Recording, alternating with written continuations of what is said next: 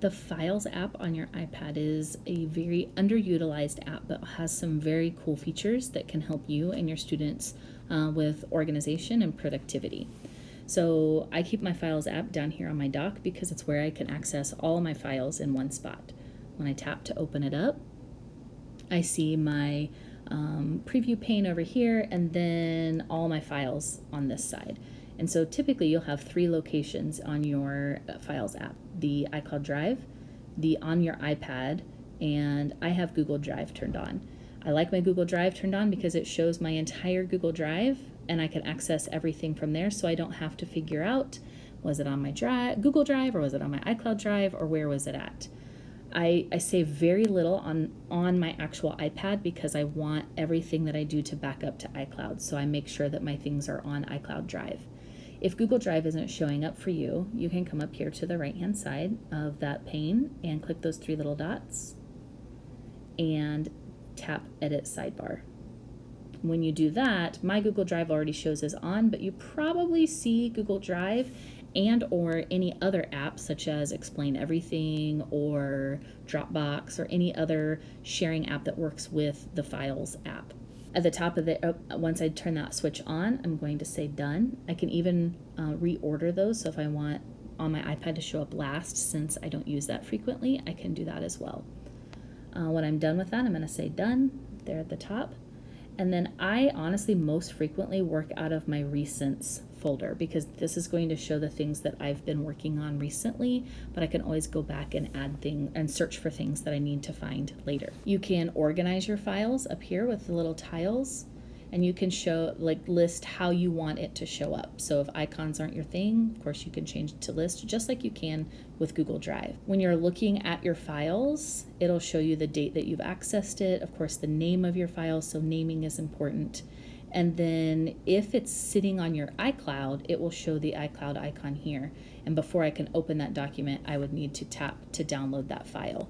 And it will download that to my iPad and then allow me to open it up. Usually it's a pretty quick download. If I'm looking for something that has been shared with me, I will click my shared folder, and I can see everything that either I have shared out or that those others that I've been working with have shared with me. So you can see that you can share folders and you can share individual files. One of my favorite features of the app is scanning documents. So traditionally I've done scanning documents in the Notes app, and then it creates a note, and then I have to tap, it creates like a file within the note, and then I have to tap on that and send it out.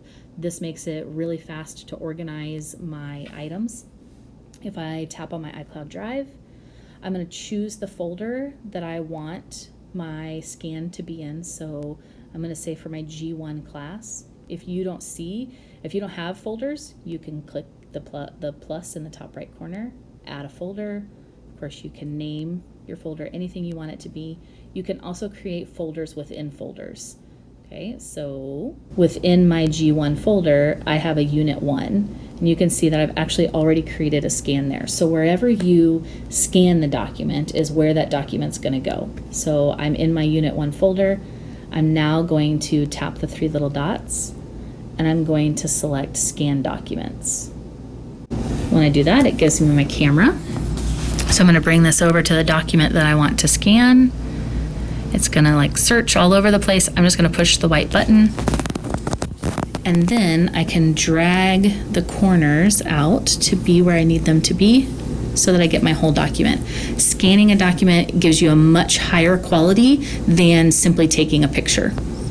Okay, so now it'll save that for me, and then it'll say, hey, do you want to scan the next page? And so I'm going to turn the page, and I'm going to scan the next page. You'll notice that it just picked up on the picture for me, but I can just drag that out and keep scan. So now I have a 2-page scan. I'm just going to click Save. And since I scanned those together in one scan, it creates one document for me. Right? I obviously don't want to keep it named Scanned Document. If I press and hold on that document, I have some options. So I can rename it. Obviously, I want to do that first. I'm going to tap the X over there instead of hitting the backspace 100 times. And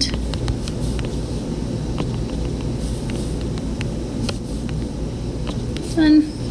Okay, it's automatically going to save it to my iCloud for me.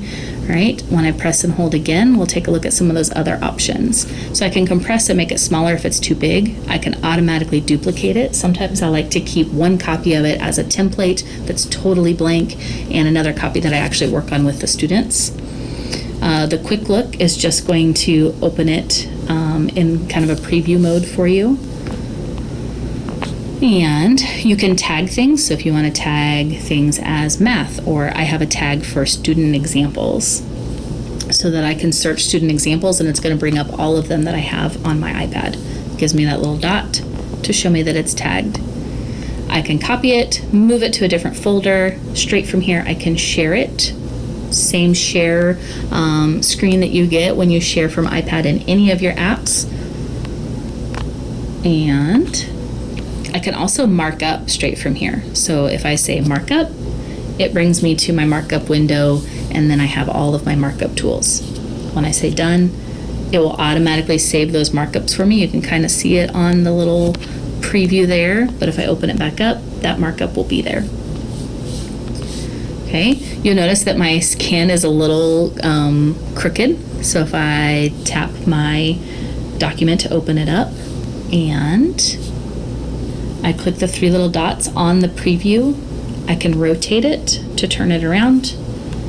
I'm going to do that for each page. Of course, if I would have scanned it in a different way with my iPad, it wouldn't have scanned in horizontal like that. From those three little dots, I also really like that you can insert a blank page. So if I click insert a blank page, if I want to add information for my students,